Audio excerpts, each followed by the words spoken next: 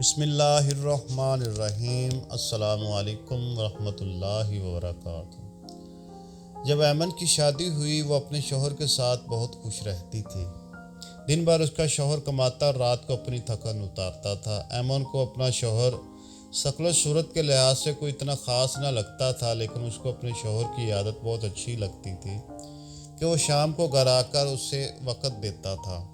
کبھی کبھار اگر بعض اوقات ایمن اپنے شوہر کے آنے سے پہلے سو جاتی تو اس کا شوہر اس کو کافی دیر تک دیکھتا، پھر اس کے چہرے پر محبت بھرا ہاتھ پھیرتا اور مسکراتا۔ ایمن جاگ جاتی، پھر اپنے شوہر کی خدمت کرتی۔ شادی کا 1 سال ایسے ہی گزر گیا اور پتہ ہی نہ چلا، لیکن پھر ایمن کے شوہر کا دوسرے شہر میں تبادلہ کر دیا گیا۔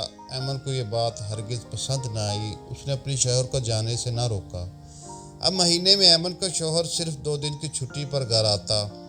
پہلے دن وہ ایمن سے کہتا، میں بہت تھکا ہوا ہوں، مجھے سونے دو، اور دوسرے دن یہ کہہ کر ٹال دیتا، صبح میں نے جانا ہے، مجھے اپنے سامان کی تیاری کرنے دو۔ کچھ ماہ ایمن نے برداشت کیا، لیکن آخر کب تک وہ یہ سب برداشت کرتی؟ شادی کو ابھی 1 سال ہی گزرا تھا۔ اسے اپنا خالی بستر کاٹتا۔ وہ اپنے شوہر سے اس بارے میں کوئی بات نہیں کرتی، اندر ہی اندر سوچتی رہی، آخر میرا کیا قصور ہے؟ جب بھی دروازے پر گھنٹی بجتی وہ سمجھتی میرا شوہر واپس لوٹ آیا ہے، لیکن جب دروازہ کھولتی اسے وہاں نہ پاتی تو اسے بہت دکھ ہوتا۔ ذہنی مریض بن چکی تھی۔ ایسے ہی ایک روز دوپہر کے وقت دروازے پر دستک ہوئی۔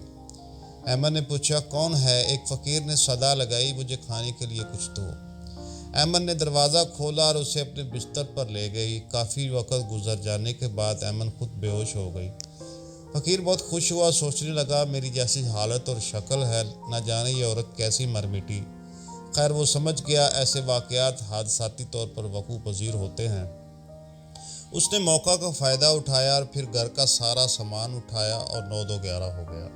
گھنٹہ بھر ٹیلی فون کی گھنٹی بجتی رہی، تب جا کر ایمن کو ہوش آیا۔ بستر سارا بھرا ہوا تھا، اس کے کپڑے بھی اس سے دور پڑے تھے۔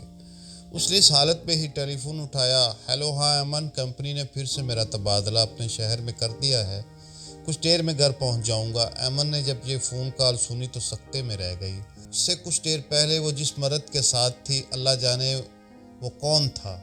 ایمن جلدی سے بستر سے اتری، کپڑے پہنے۔ جب کمرے سے باہر آئی تو کیا دیکھتی ہے، گھر کی بہت سی قیمتی چیزیں موجود نہ تھیں۔ اس سے پہلے وہ کچھ بہانہ سوچتی، دروازے کی گھنٹی بجی اور اس کا شوہر نے پوچھا، یہ سب کیا ہے؟ معصوم سی شکل بنا کے بولی، تم گھر نہیں تھے، اس لیے چور گھر کا سارا سامان چرا کر لے گئے ہیں۔ معصوم شوہر بیوی کی باتوں میں آ گیا، لیکن حقیقت تو ایمن جانتی تھی اس وجہ سے کیا ہوا اور اس نے کیا کیا ہے۔